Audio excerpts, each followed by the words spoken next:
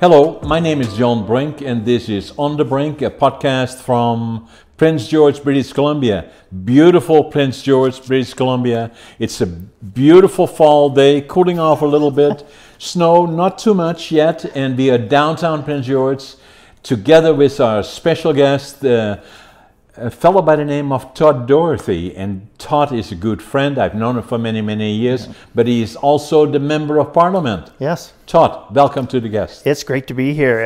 I've obviously watched the other shows. I was waiting for the call, and I'm glad I'm on now. So, excellent. Now, glad to have you. And tell us a little bit about your background. Right.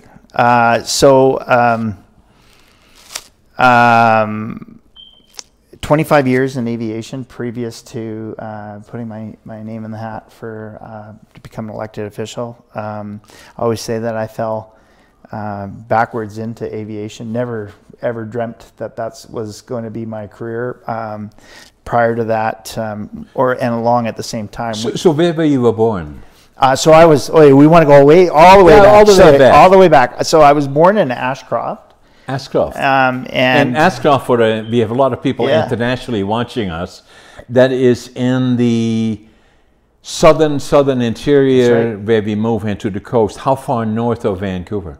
So it is about 2.5 hours north of Vancouver. In the Rockies? Right around Cache Creek. Cache Creek, in the Rockies, more or less, right? In the southern, in the Fraser Canyon. Yeah. Very beautiful area. Gorgeous area, farmland. And so you grew up there, and then? I grew up I kind of grew up all over. I had a fairly dysfunctional upbringing, and went to well over 20 elementary schools. Spent a lot of time in the interior, whether it was Ashcroft, Merritt, Princeton, here in Prince George. I really call Williams Lake my hometown because I spent the most time there. Right. Yeah. And then you got your education there. Yeah. So I got my education there, graduated from there, and then went south to Kamloops to go to school. Okay. And then went into social work. I worked with at-risk youth and young adults on the street, crisis and suicide prevention. Okay. And in Kamloops? Kamloops and in the interior as well. Okay. And then I worked also in cross-cultural communities and First Nations communities. Okay. Back when you were asked to come into communities to talk about suicide. Yeah. But they really didn't want you to talk about suicide. They didn't want you to mention the word suicide. Right. And I always say this is, we have to talk about it. We can't be afraid to talk about it. But it was challenging times. We also, a friend of mine and I had a business at that time. He asked me along about the same time, he goes, I need you to be my wingman this weekend. And I said, well, what do you mean be your wingman? He goes, I need you to volunteer at a Kamloops air show. And he goes, because there was a girl I liked. Okay. And I kind of fell into aviation that way. And then we kind of spread our business into Kelowna. I had retail stores in Kelowna as well, 2 fitness stores as well. So my wife managed the fitness stores. Okay. And I did everything from working airline. We had our business. I turned wrenches on the assembly line for Western Star trucks. In my lifetime, I have my very first job was shoveling poop at the stockyards in Williams Lake. And Williams Lake, very much a horse and farming and all of that type of community. That's my background. Yeah, we're a forestry and farming family. Yeah. So we and I also logged for a while as well too. I drove skidder and bucked as well too. So, yeah. You've done it all. I have done it all. I say there's not too many people in Parliament that can honestly say that they have eaten Wonder Bread sandwiches, white bread sandwiches with chainsaw gear oil under their nails. I'm sure none. None. Nearly none. Yeah. So then you ended up in Prince George, because I know you've been here already quite a number of years. Yeah, I spent some time here. Our family actually, my mom and my stepfather, we left here in 1980 to Williams Lake. But Kelly and I, my wife and I, moved back up here in '99. I was with a company, small little airline company called WestJet. Yeah. I was one of the original. That is the very beginning, virtually, of WestJet. '94 is when I joined them. Yeah. And in '99, I was asked if I would bring WestJet up to Prince George. Yeah. And I came up to Prince George. I actually gave them every reason why I was not going to move up here. The number one reason. Where were you then? I was in Richmond. Yeah. Richmond. So you were down the coast. Down the coast. I was helping manage the base there at Vancouver Airport. So yeah, it's one of the largest bases. And exactly. I was asked to bring the brand up here. And I gave him every excuse. Number one excuse was the proximity to my mother-in-law, which was in Williams Lake, which was really just a bargaining tool because I love my mother-in-law. Yeah. But they said, no worries, just come up for 6 months. That's all you got to do. Yeah. You set it up and you're back to where you were. Exactly, or wherever I wanted to go. Yeah. And we got up here and we quickly fell in love with the place. Yeah. Is Kelly also from? Yes, her family is. She's really the one that you should be interviewing. Her family is her great grandfather was set up by the Gold Commission. Okay. To be the judge, the lawman, the hangman in Williams Lake. Wow. William Pinchbeck. Wow. And so where the Stampede grounds are now, that was his original homestead. And so her family is from there, plus she's First Nations as well. Right. Others from the Williams Lake First Nation side, and her dad's from the Estella First Nation, which is the Sokoteen side. So. Yeah, and I believe you have 4 children. Yeah. So I always say I married my high school sweetheart. She just didn't know she was my high school sweetheart. Kelly's older than I am, and she would ride the back of the bus with all the cool kids, and I was at the front of the bus with all the nerdy kids. And years later we found each other as fate has it. We have his, hers, and ours. We were both married at a very young age. Yeah. But we've been together over 30 years now. Yeah. Yeah. And then, I know some of your kids. I know Casey for one, because he works at the airlines. Yeah. And she became a parent recently. Cassie has our very first grandchild, baby Ren, who turns 1 in, just about a week actually now. On the 30th. It's pretty amazing. I had no idea. Had no idea that your heart could swell as much as it does. And I will never live it down that I broke the news to the world, really, that my daughter's water was breaking as I was standing up to do a question in Parliament. Right then and there. Right then and there. But I was so nervous too. I couldn't even get the question out. And the minister that I was asking the question had to prompt me. He goes, from the opposite side. That's right. She says, "There's probably about a suicide hotline." I said, "That's exactly what it was." Yeah. But it's amazing. Yeah. No, it is. It's a life changer. No question about that. It really is. And then, so you've had quite a history with the airlines and with the whole structure around the airlines and airports and all of that kind of stuff. Right. So tell me more about that. You were with WestJet and Prince George. Right. And then from there on in, you went into management of the airport as well. Right. So tell me a little bit more about that. So when I come from, I had both the airline side of it, I had front of the house and as well as back of the house. So experience with our company where we did, if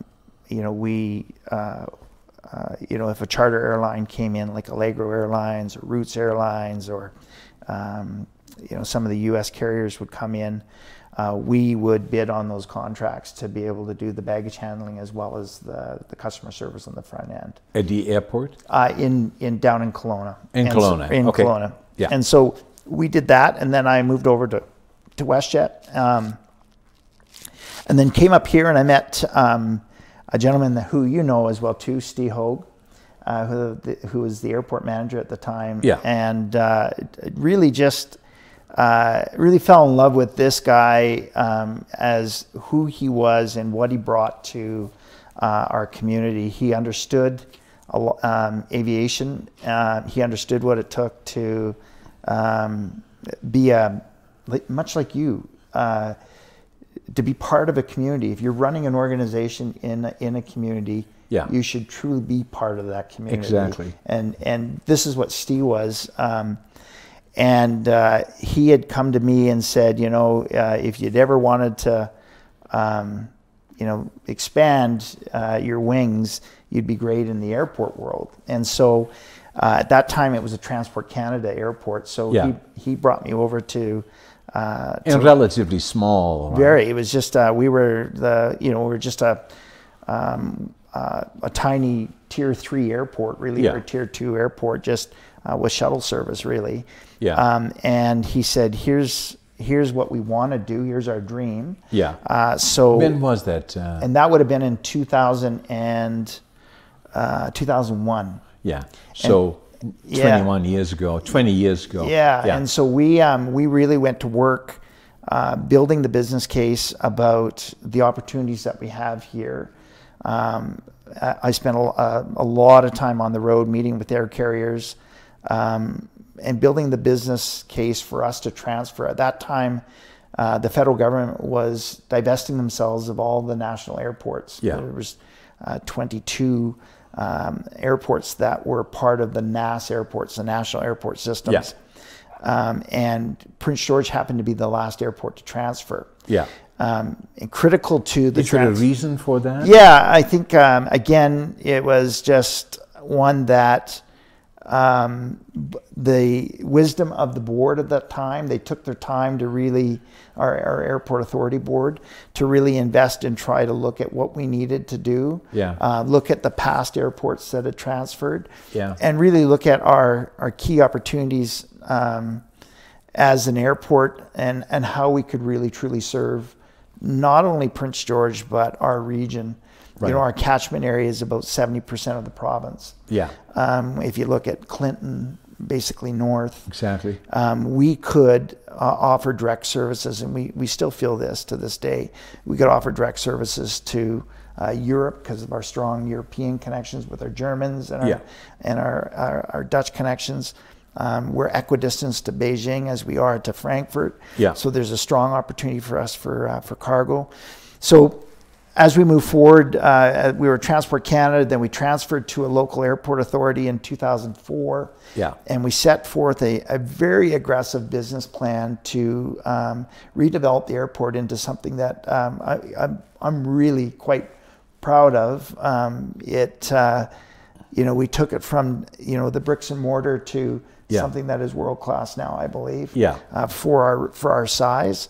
And we secured direct service to Puerto Vallarta, direct service to Seattle, and we increased some of our air service routes. Yeah. But not only that, we built the third longest runway in Canada. Yeah, 1,100 feet? Over 1,100 feet, yeah. And the opportunity for us to really market to the world that this is it's an airport that could compete with Anchorage if we truly set our minds to it. And compete with Anchorage, meaning direct flights from Asia would have to refuel in Anchorage. Absolutely.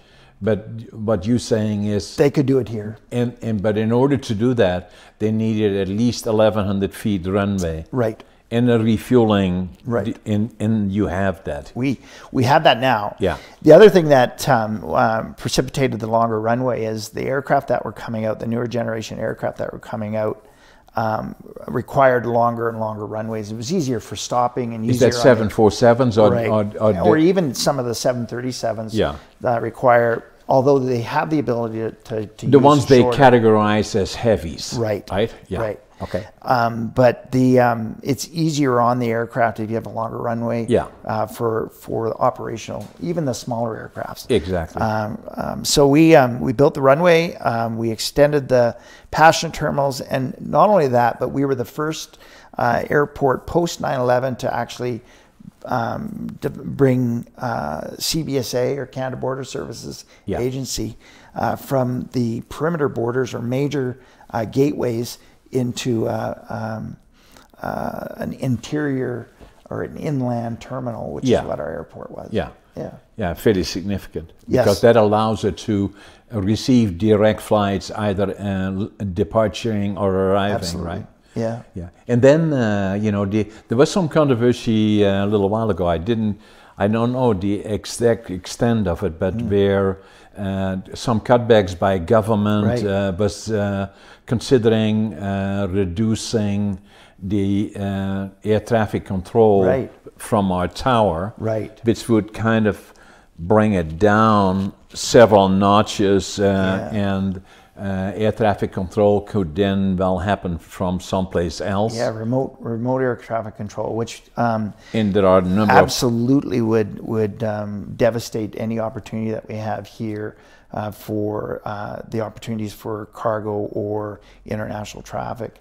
Not only that our airport serves is an interior service airport for firefighting in the summers, as we know, our growing fire events that we've had, but medevac, the fog issues that we have in the 2-3 weeks in the fall, as well as 2-3 weeks in the spring, and without that manned control here locally, it would really take away any of the opportunity for this airport to grow as a international destination for either cargo or tech stops.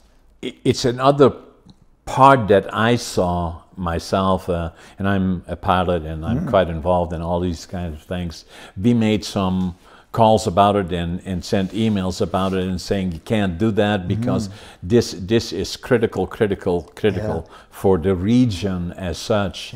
And and then they made a decision. A lot of other parties obviously also voiced their concerns. But if you really look at it, as a regional airport that already is serving international destinations, add to that, the helicopters that we have there, a number of companies operating helicopter service. Then we have the fire contingency there doing the fire service. There is a lot of takeoffs and landings in the airport. If you add it all, it's busy airspace. It really is, and you hit the nail on the head with respect to our regional transportation piece.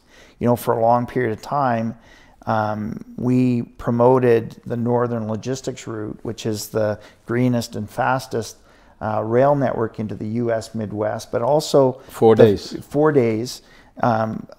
It's also the fastest Asian route, marine route into Asia from the port of Prince Rupert. The reason why we have the CN's intermodal transload facility that's here, and the double stacking of the railway system going west, all of that was co-located here because we're on the confluence of a northwest or a north-south east-west highway system, transnational highway system, railway system, and we had the airport that had developed. The letter that I wrote to the minister, and I had lengthy discussions with Minister Alghabra on this, as well as the former minister, Minister Garneau, and I said that well over $1 billion of private, federal, and provincial infrastructure and investment had gone on in this area, just on the intermodal opportunities that we have. And they rely on this. And they rely on this. I go back to the 2010 Olympics when I was part of the security, the group that looked at the aviation side of security for the 2010 Olympics. And we had that concentric circle, that ripple effect as if there was an event, where would people go? We had the Russian Antonovs that were here that brought the armored vehicles, or the bulletproof vehicles for the Russian and some of our foreign dignitaries that were attending those events during the 2010 Olympics. They were able to station those aircraft here. And if that tower was to close, those opportunities would definitely, we would fail to realize those. And the other part about it would be that once you close it, to get it back to open up again would be virtually impossible. Absolutely. Yeah, you know, and be a major task, to say the least. Yeah. You know, so that was major. So the way I always kind of look at, you know, the region here, and I've been here for a long time. I came in 56 years, and I've always looked at it as, you know, with all due respect, you know, but I say, you know, Prince George will be successful, not because of the politicians, but in spite of them. 100%. And because it is a natural crossroad for road, for rail, for air. Yeah. And then you know, like, but I usually always, in most of my podcasts, wherever I have the opportunity, I remind our friends from the South that probably 80% of the GDP of the province of British Columbia is generated in northern British Columbia. That's right. And you know, and just to kind of remind them, hi guys, we all love you, but that's the fact. You know. So. Well, I'm pretty vocal in the House about that. As I like that. You know, we you know, our southern MPs from other parties tend to forget that you know, 65% of the softwood that Canada produces comes from British Columbia. Correct. And primarily from northern British Columbia, more north central British Columbia. Correct. And they failed to realize that we are the engine that actually powers this province. Correct. Which is really unfortunate. Yeah, and very important to remind them of and to remember. You know, the other part about it is that I believe not only that's what it is today, but the future, I believe, is immense, looking north to northern British Columbia and north of Hope, really. Yeah. You know, with the resources, and I think we still only at the beginning of what it will be 5, 10, 15, 20 years from now, and I still believe that the city of Prince George, when I came here in 1965, it was a boomtown. Yeah. And you know, the normal conversations were, you know, when did you come here and when are you leaving? Yeah. You know, since that time, and obviously you being a part of that as well, you know, the whole region has changed, and Prince George has changed as a regional center. You know, with the addition of the University of Northern British Columbia, the College of New Caledonia, and several other infrastructure pieces. For the reason College of New Caledonia has satellites all throughout Northern British Columbia, and one of the things that I've been very proactive in, working with the college as well as with some of the major mills like Canfor, is at a center of excellence attached to the College of New Caledonia, because as the industries, not only the forest industry, are changing, and we need more skill sets and more trained people, that is a huge problem right now. You know, we need to find ways in which we can have those new skill sets being trained here in northern British Columbia, and stimulate entrepreneurship and develop research and development for new products, for new markets, all of those things. And we need something like no different than BCIT that has all those factors involved attached to the College of New Caledonia. I agree. I just there's a local group that has been plugging away quietly. That was under the guise of the PG Prince George Technology Group, and it's now Aurora Lynx, and it's growing every day. It's growing, and what you see is, you know, we had a conference call yesterday, and I believe there was over 40 representatives from Northern Health, from CNC, from UNBC, from Canfor, from industry. You know, and I'll use my son as an example. There's another gentleman that was on this call. Is you know, my son went away to get the skill set to go into game design, artificial intelligence, and what have you. Had to go away to do that. But why can't we offer those same solutions here? Exactly. Northern Health was telling us that they have over 400 IT professionals in their employment. But they will come up from BCIT, and then Northern Health will have to spend probably in excess of $100,000 in additional training, only to see these people probably leave. Yeah. So it is always a battle for us in the north or in north central British Columbia or rural and remote communities. How do we recruit, how do we retain organizations that will invest, families that will live here, students that will go to school and get their education here? So we have to do more.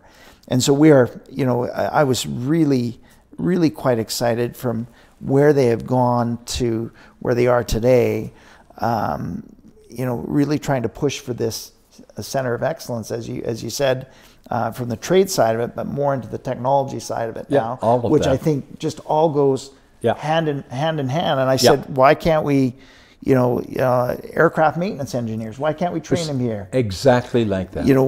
More and more of our mills are all automated. Why can't we train that here? Yeah, how about robotics? How about all of that? Absolutely. Yeah. Why, the biomedicine, nuclear medicine, why can't we train all of that here so that our families, that their children can grow, they can go to school, they can get their opportunities here as well too. Yeah. Because we know it's harder for those that come from other areas to adapt to, snow in the middle of November or what have you. Even though I still think this is the best place to be. Right. We get more sunshine. We shouldn't say this out loud because we know that people are going to start flocking here. We probably get over 300 days of sunshine. Exactly. More so than other areas. Yeah.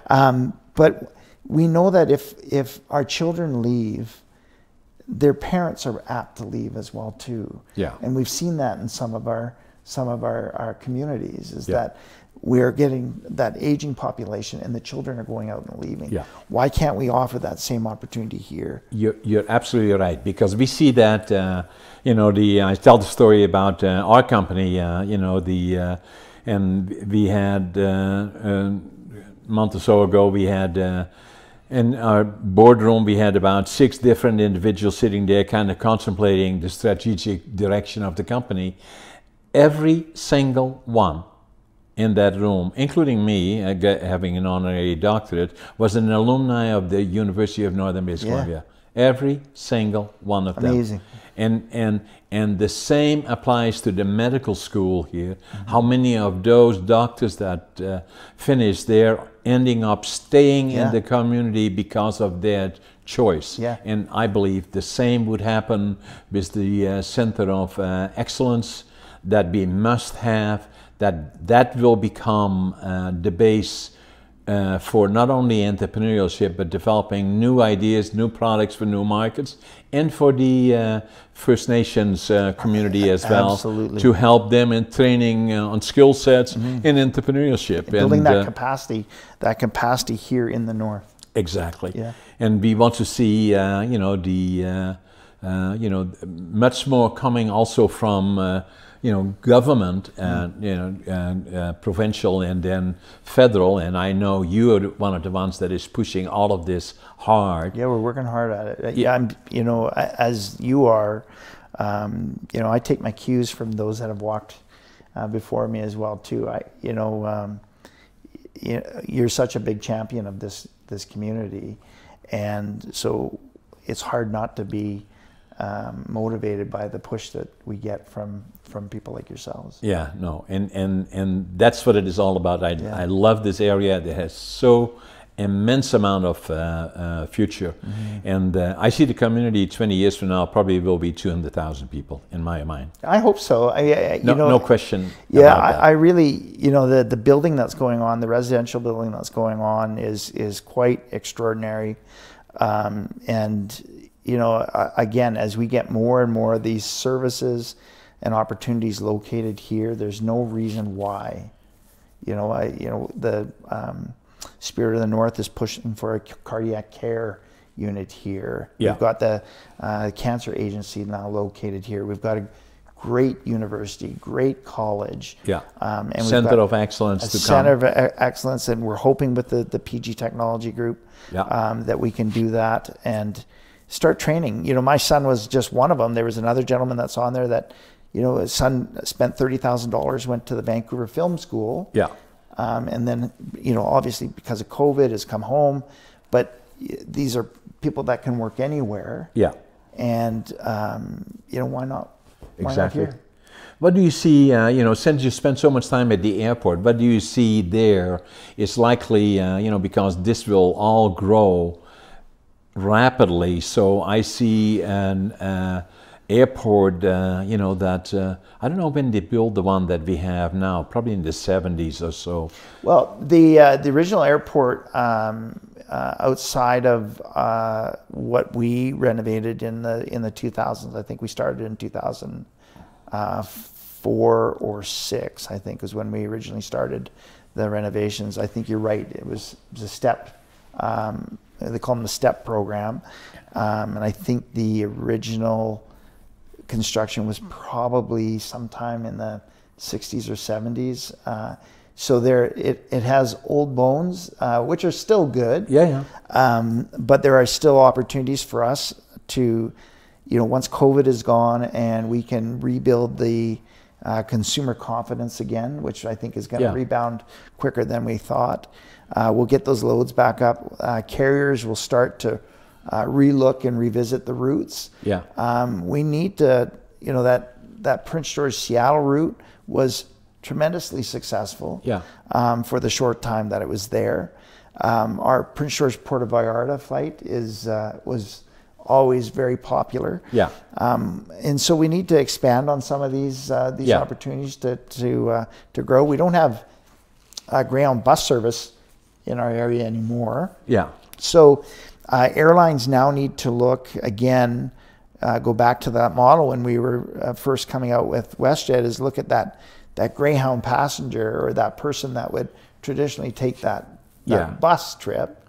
Now, how can we get them on an aircraft, on an airplane at a reasonable cost? Exactly. I said this at the very beginning of COVID. This is an opportunity for us as a nation. I've said this for a long time, for us to figure out what we truly want to be when we grow up in terms of our transportation networks and the intermodality of our transportation networks. But in terms of our aviation, you know, you look south of the border, a $79 fare in Bellingham is a $79 fare. Yeah. That same $79 fare here, because of all the taxes and surcharges and everything, It's 700. Yes, it's very expensive. It's the mortgage, the house. Right. And so I think that there's an opportunity coming out of COVID, once things start to normalize again, to really get aggressive and try to be very super competitive on the routes. And Exactly. This airport, they've got a great management team right now with a really great opportunity. We just have to get out of this COVID and get back to normal. What do you see in cargo? Well, again, I think there is a huge opportunity there. I mean, I traveled the world and met with carriers all over. I still think, you know, at that time when I left aviation, there were seven Cathay pilots that were based out of Prince George, right? And they were commuting to Hong Kong and commuting on the routes. Right. There is such an opportunity here. I've seen it. I've heard it firsthand. You just need to get that critical infrastructure. If we could ever get the refinery across the way to produce jet fuel, that would be a massive catalyst for change. They can do it. Yeah.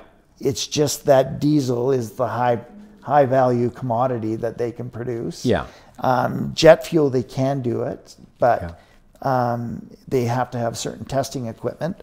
But if we could ever get them to just flip that switch and produce jet fuel, and then this airport could truly go out and market the airport as a true cargo or tech stop airport with fuel less than a mile away from the end of the runway. Yeah, those would be some of the huge. Yeah, and so the other thing that So there you were at the airport. You built your career at the airport. You were with WestJet. Then Stieg Hoog, you know, the fellow that was there for a long time, and I knew him well, kind of took you away from WestJet, and there you were at the airport in the, you know, you had a good career there at the airport, and then you became a politician. How did that all happen?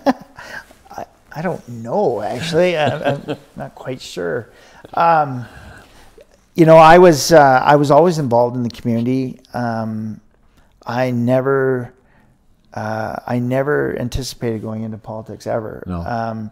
There was you know, every once in a while you'd have somebody say you should be mayor, or have you ever thought about running this? And I was always focused on my career with aviation and trade and doing the things that we do. Number one, I was hardly ever home. I was gone up to 280 days out of the year in promotion of our country and our region.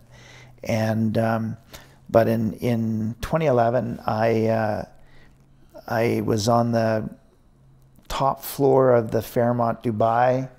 I'd been working on a project for Edmonton International Airport and the Emirates. I was sitting there with my boss. And he said, he had literally said to me, it was my birthday, as a matter of fact, and he had said, you know, you're a tough negotiator. I just want you to know you're worth every penny. And, you know, in my head, all I was thinking about was getting home. Yeah. I was missing my wife. I was missing my my family. You know, my value system had got all skewed to the point, and I'll take it back to 2008. 2008, I was booked to go to, and it was literally right around the same time, my birthday time, October 7th or 8th. I was booked to go and speak at a conference in Kuala Lumpur. And so I went out to put my suitcases in my car. There was crime scene tape, and there was a double homicide across the street from my house. And I was saying something to the media person, and trying to get my son in the house. I had closed the door of the vehicle, and my wife opened the door, and she'd said that her brother was found dead the same time in Williams Lake. And so so I kissed my wife goodbye, and I said I'd be back in 3 days because I didn't want to let somebody else down. No. So I flew to Kuala Lumpur, left my wife there to deal with the grief of losing her brother in a suspicious death. And so that really kind of started me you know, I never thought I'd get to see the things that I got to see in aviation. I've been on the Great Wall more times than most people would ever get a chance to be on. You know, I've sat across from royal family. I've toured this world. One day I might wake up, I was in Berlin. The next day I might be in Abu Dhabi or Frankfurt or Beijing, or I was just all over the place. But that just kind of stuck with me. And I had been offered a really big job with the Edmonton International Airport, and you know, it was like that movie. You know, they made me an offer I couldn't refuse, and so I chased the big dollars, and I forgot about one thing that was probably the most important thing, and that's my family. And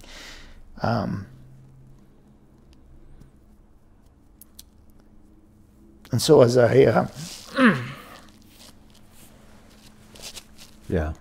So as I sat there at the top of the floor of the in Edmonton, in Dubai, you know, I flashed forward to the, you know, being in Dubai, and my boss saying that I was on top of the world career-wise. I was making, amazing money. I was doing what I loved to do, and I was really good at it. And but there was one thing that was missing, and that was my family. Yeah. And so I was coming home for about 36 hours. I had to come home, do my laundry, and then I had to go to Beijing or Hong Kong for a golf tournament. And I had asked a friend of mine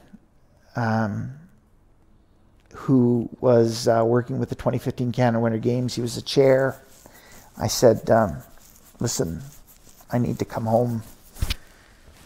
And he said, well, he goes, no promises. Why don't you meet the CEO?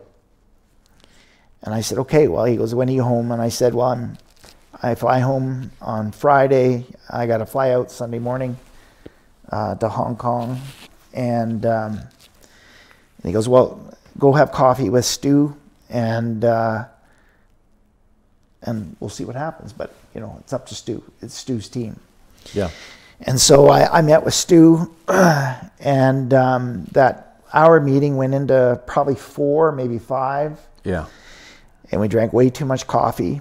And I remember leaving his place, and I don't know whether I was going to get the job or not. But I remember yelling or phoning my wife, and the cell service being really bad. And I was telling her, I said, I'm doing it. I think I'm doing it. And she's like, what? What do you mean? I said, I think I'm going to leave aviation. And she said, well, what do you mean? We're building a house. And I said, listen, I if I don't do this, I'm going to lose the thing that means the most to me. Yeah. And I said, I need to do this. And I said, and if it's God's will, you know, I put my trust in God. And so be it. Yeah. And so I boarded the aircraft. My heart wasn't into that golf tournament, which, if anybody knows me, I'm a terrible golfer to begin with. Yeah. And I got a call, luckily, from Stu Ballantyne, and I joined the group with the 2015 Canada Winter Games, and I raised about $29.5 million. His vision for the games, where it was unbelievable, it was about leaving a legacy. And if anybody knows my background, is I was in, you know, again, I grew up in such a dysfunctional upbringing that I was in all sports, and I believe that, you know, I am who I am today because of volunteers, whether it's cadets or sports. Right. So I always wanted to leave that legacy, and so I joined the 2015 Canada Winter Games and worked through that. But somebody approached me partway through the games and said, "Hey, would you consider?" And I never thought I had a chance to do that, to be the member of Parliament. But again, I went home and had a conversation with my wife, and what did she say? Are you nuts? Yeah, she did. And I said, if it's again, I said that. Was that 2003 or something? No, that would have been in 20. Would have been in 2014. Early 2015, actually. Yeah, 2015. Or sorry, no, it wasn't 2015 because the games would have been 2015. It was in early 2014. Okay. And then we just I focused on doing the job that I had to do, because we still had a sitting MP at that time. Yeah. And we didn't know whether he was going to retire or not. And it was not Oberle, was it? No, it was Dick Harris. Oh, Dick Harris. Yeah. Okay. And then I put my name forward and was fortunate enough to get the nomination, and fortunate enough to be elected in 2015. Yeah. Can you imagine that? It's crazy. It's really. Yeah, it's crazy. You know, because you went from one thing to the other, and then you had to be in Dubai or wherever you was, and then you realized, no, I'm going to have to go a different direction. Yeah. Yeah. I always say this, John, is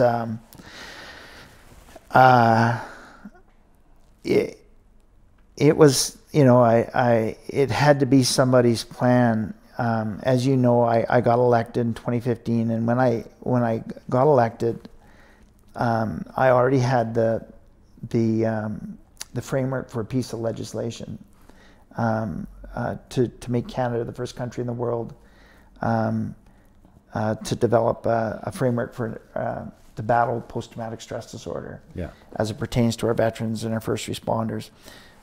But what people don't know is that it is really tough for a new member of parliament to even get a chance to table a bill, let alone get it passed. And you know, in 2016, I had tabled my bill already, and we'd already gone through, and we were working to get it passed. And a friend of mine who was a local RCMP, I saw him at Christmas time, and you know, it was just down here at the Ramada, and I saw him, and I said, Merry Christmas to you. It was literally the couple days before Christmas. He was with his group. I said, I hope you guys are all, you know, have a safe Christmas. And then I ran away. You know, we're so busy. But I got about 30 steps away, and I turned around. I came back, and I said, hey, I don't know if you know, but I have a bill that's out there to do with PTSD. And I don't know why. I've known you all this time, but it takes me getting elected to say thank you for what you do.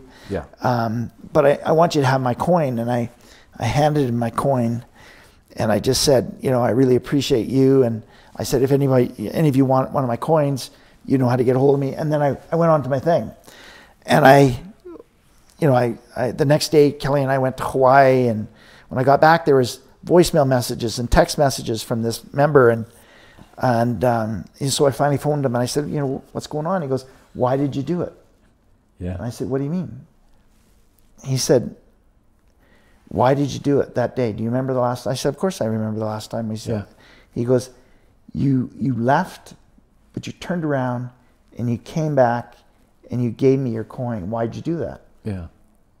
I said, well, I don't know. And he said, something made you do that. And he goes, I want to tell you something.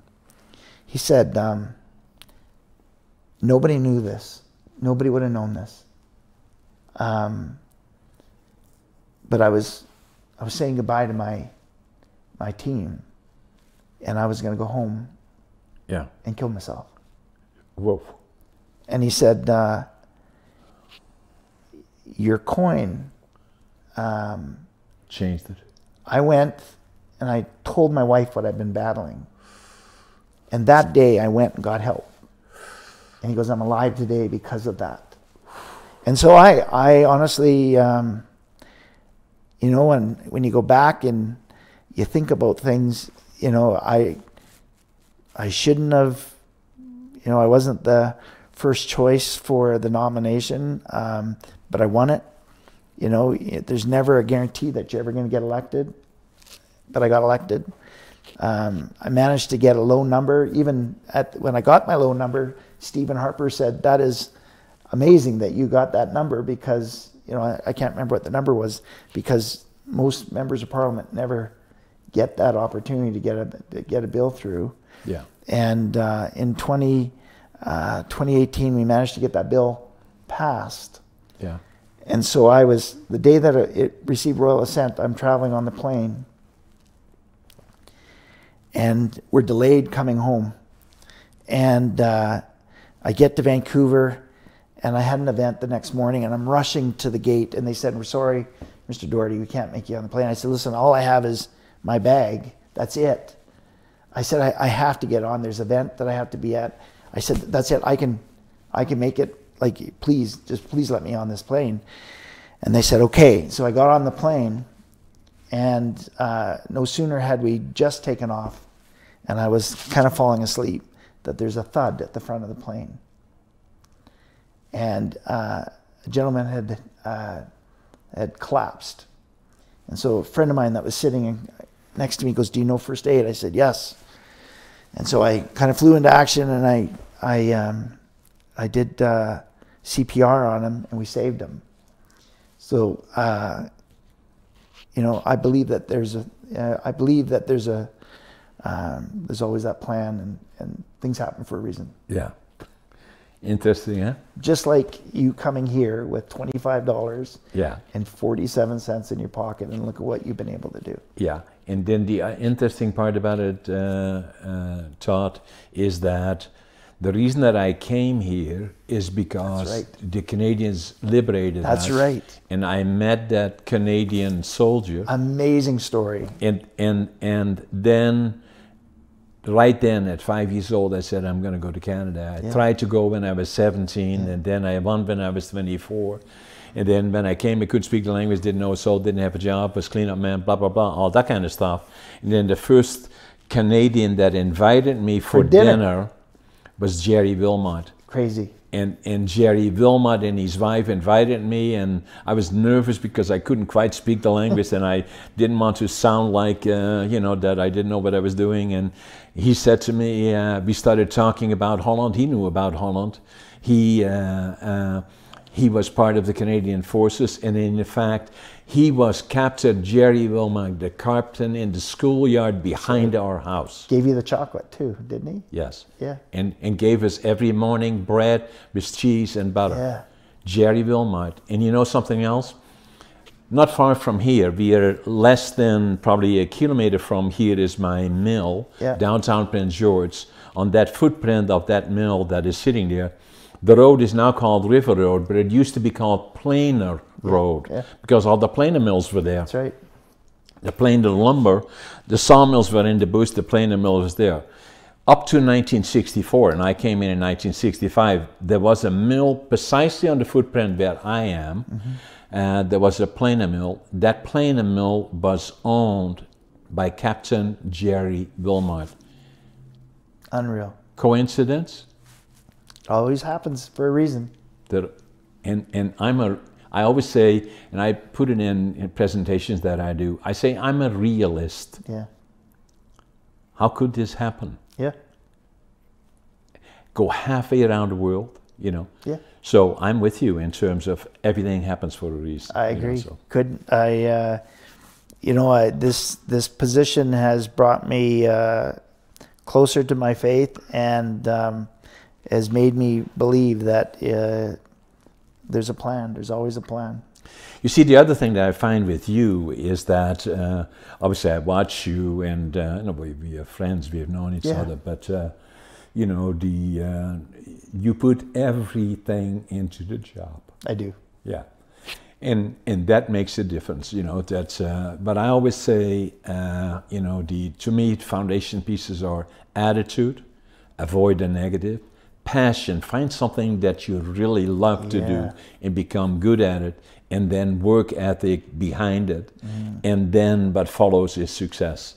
And I firmly believe that you know, find that passion, and then have a, in spite of it all, right? So and we go through tough times. You certainly did, and you know, I very much appreciate you sharing that with me and us.